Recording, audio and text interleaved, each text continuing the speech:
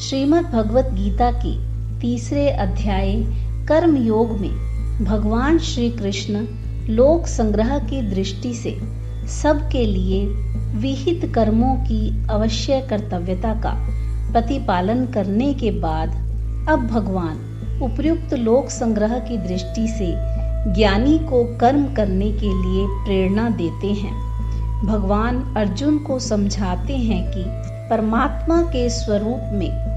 अटल स्थित हुए ज्ञानी पुरुष को चाहिए कि वह शास्त्र विहित कर्मों में आसक्ति वाले अज्ञानियों की बुद्धि में भ्रम अर्थात कर्मों में अश्रद्धा उत्पन्न न करे, किंतु स्वयं शास्त्र विहित समस्त कर्म भली भांति करता हुआ उनसे भी वैसे ही करवावे। यहाँ भगवान ज्ञानी मनुष्य को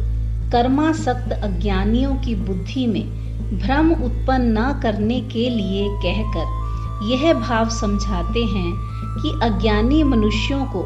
निष्काम कर्म का और तत्व ज्ञान का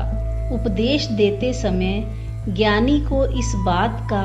पूरा ख्याल रखना चाहिए कि उसके किसी आचार व्यवहार से उनके अंतःकरण में कर्तव्य कर्मों के या शास्त्र आदि के प्रति किसी प्रकार की अश्रद्धा या संशय उत्पन्न न हो जाए, क्योंकि ऐसा हो जाने से वे जो कुछ शास्त्र विहित कर्मों का श्रद्धा पूर्वक सकाम भाव से अनुष्ठान कर रहे हैं उसका भी ज्ञान के या निष्काम भाव के नाम पर परित्याग कर देंगे।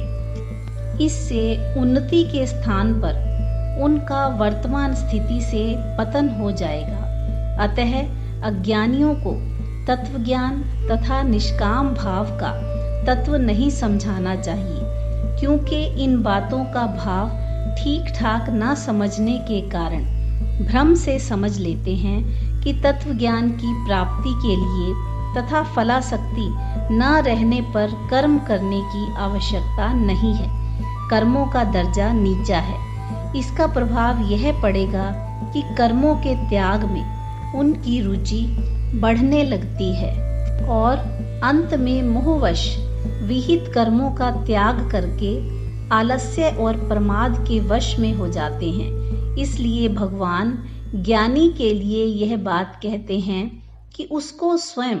अनासक्त भाव से कर्मों का सांगोपांग आचरण करके सबके सामने ऐसा आदर्श रख देना चाहिए जिससे किसी की विहित कर्मों में कभी अश्रद्धा और अरुचि न हो सके और वे निष्काम भाव से या कर्तापन के अभिमान से रहित होकर कर्मों का विधि पूर्वक आचरण करते हुए ही अपने मनुष्य जन्म को सफल बना सके। जय श्री कृष्णा। जय श्रीमद् भगवत गीता।